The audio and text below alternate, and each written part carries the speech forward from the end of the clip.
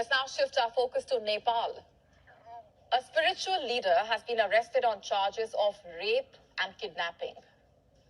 His name is Ram Bahadur Bomjon, but the world knows him as the Buddha boy. So who is he and what's his story? How did he go from a spiritual leader to an alleged rapist? Let's start from the top. Now, little is known about the Buddha boy's early years. He was born in 1990 as Ram Bahadur Bomjon Tamang. He lived in the Bara district of Nepal. When he was around 14 years old, he left his home for India. He went to Dehradun to study and become a lama at a monastery, but he did not finish what he started. Only 5 months later, he returned to Bara. It wasn't long when he left his home once again, and this time to do meditation. According to some versions of the story, nobody had a clue. Bomjon just disappeared after midnight. A search was conducted, but he was nowhere to be found. And next morning, his brother saw him near a river close to their house. But Bomjon refused to go home. He kept on walking alone, only to stop at the Ratanpuri jungle. The next day, he was found meditating under a peepal tree. Dressed in white clothes, he sat cross-legged with a calm expression on his face. Days went by, but Bomjon did not move.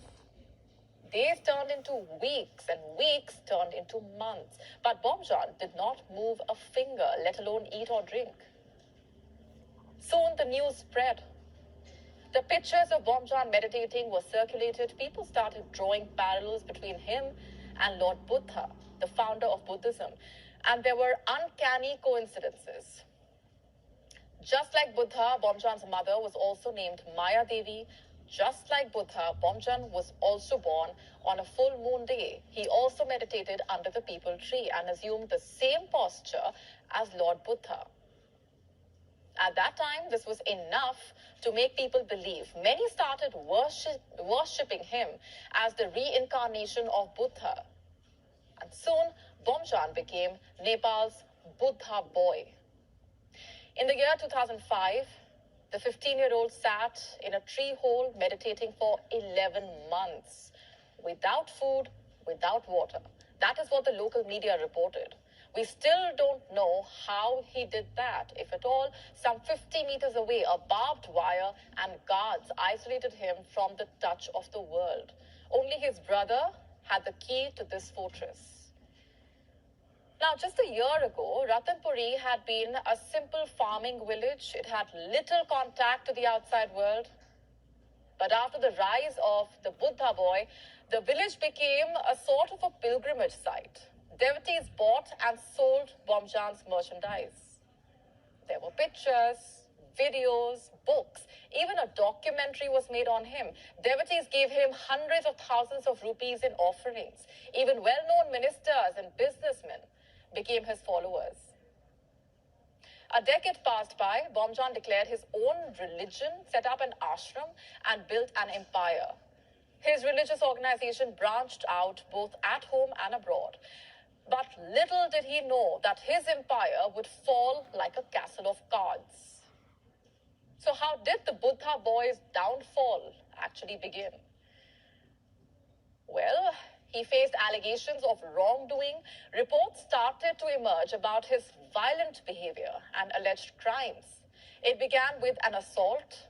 A devotee came to Bomjon's monastery to visit his guru, and when the Buddha boy reportedly attacked him with a sword, and soon this erratic behavior was common for people in the ashram.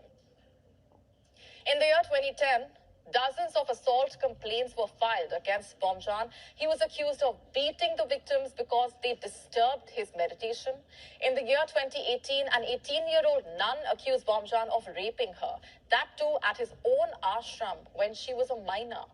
The following year, police opened another investigation against the Buddha boy. His own family members reported the disappearance of 4 devotees from one of the ashrams.